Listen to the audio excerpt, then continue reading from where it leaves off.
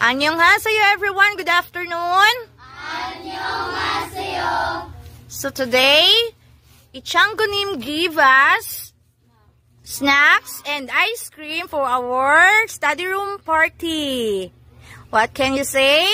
이창구님 감사합니다. Kamsahamnida, Ichanggunim. Okay, Ate Hani, please distribute. Each one lang sak. Ice cream. And these are our foods. We have junk foods. We have potato cheese. We have ice cream. And we have also our drinks. Kala.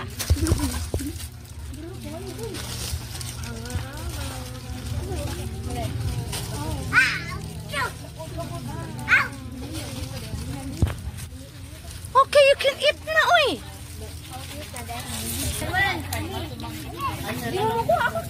O nya, pwede mo sit down sa kilid para mangaon mo. Yes? Pangita mo basurahan.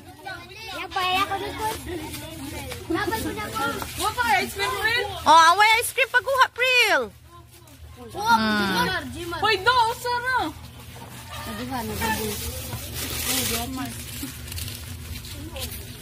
Kasi mo para po to cheese. Lang.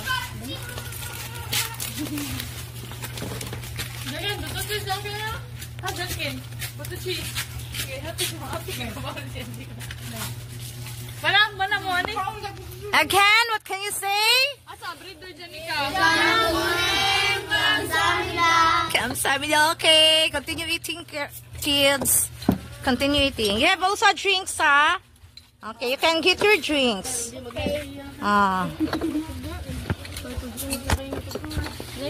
Hinahinay lang mo. Kaya makakaon lagi mo tanan.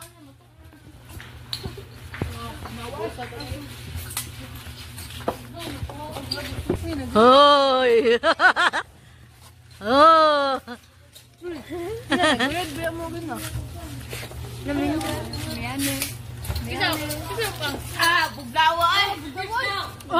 You also, Ate Hani, you eat later on.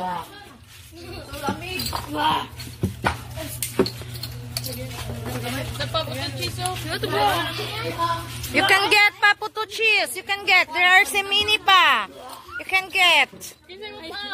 Parang coke. Nanay, coke pala. Yummy? Busog mo? Busog mo? How about you, Dire? Busog na mo? Busog na? Hello, Kitana.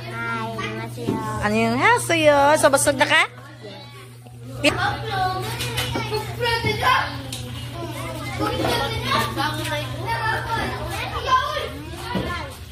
Kamo high school? Unsay niya isulti? 이창구님 감사합니다. Busog? Fall? Okay. Ka-happy nila, oy. Cheers mo sa inyong soft drinks. 1, 2, set, go. Wala, cheers. 1, 2, 3, go.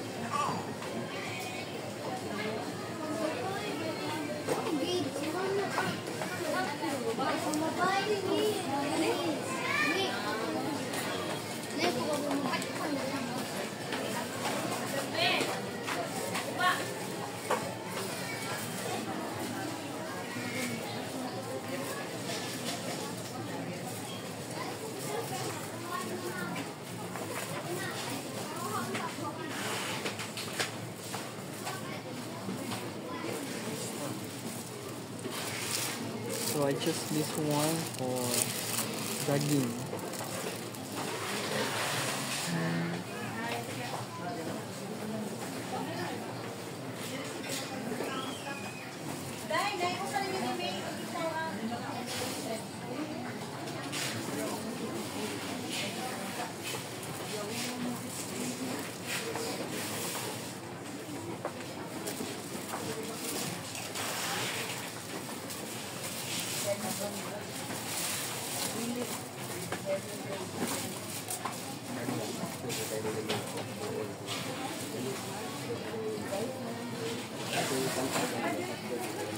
So I choose these two shoes.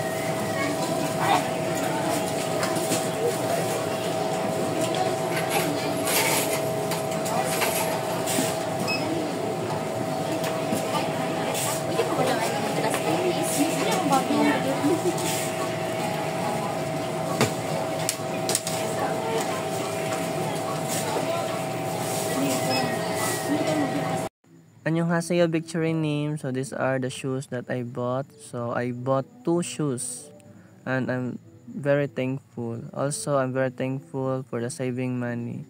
Victory name, kamsahamnida. Good morning, class. Good morning, Teacher Luis. Good morning, classmate.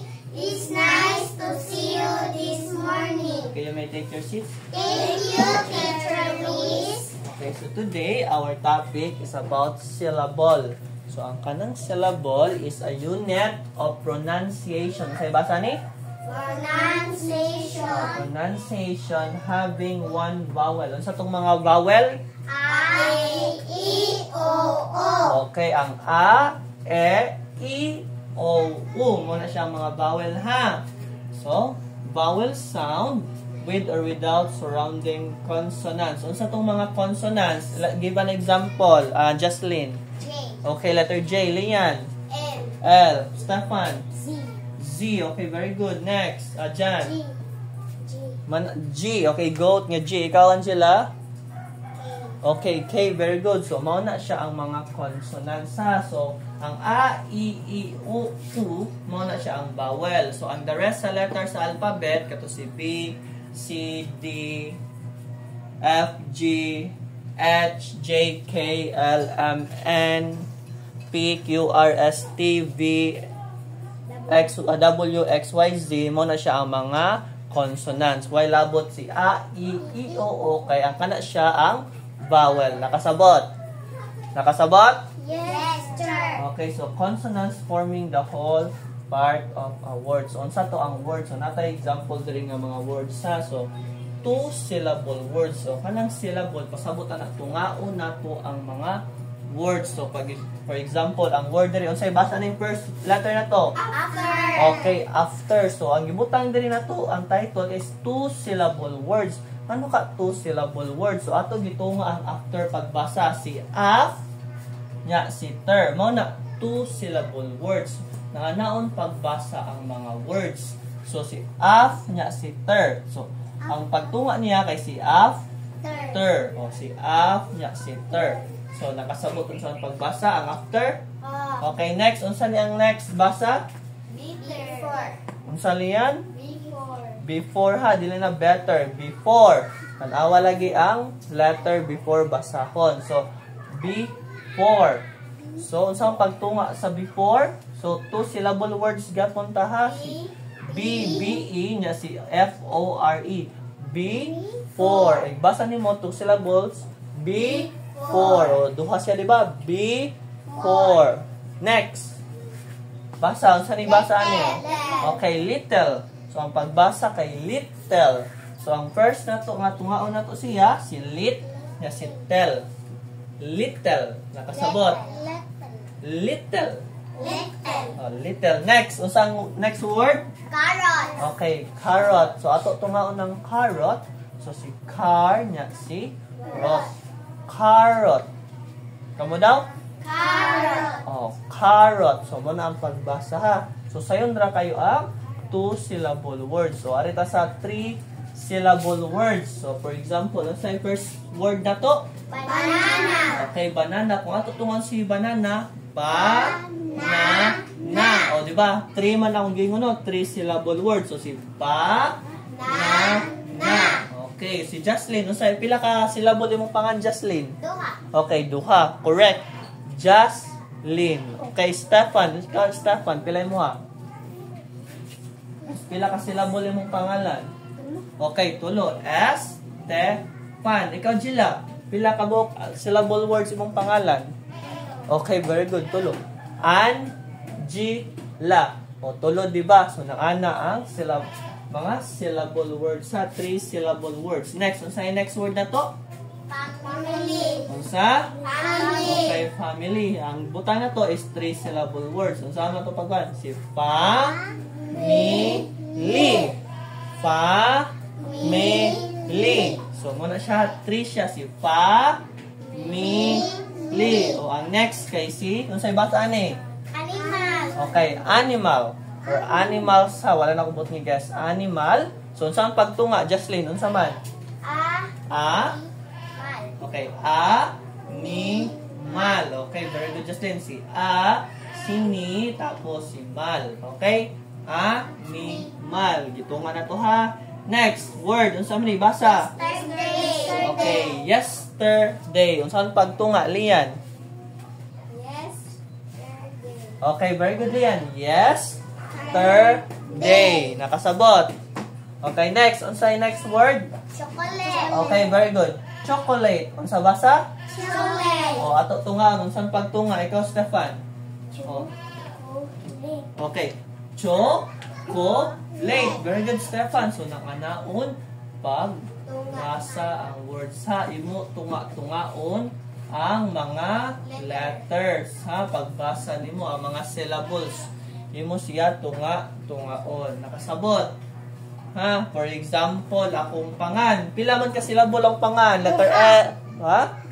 Okay, very good. Duha kay Luis. Oh.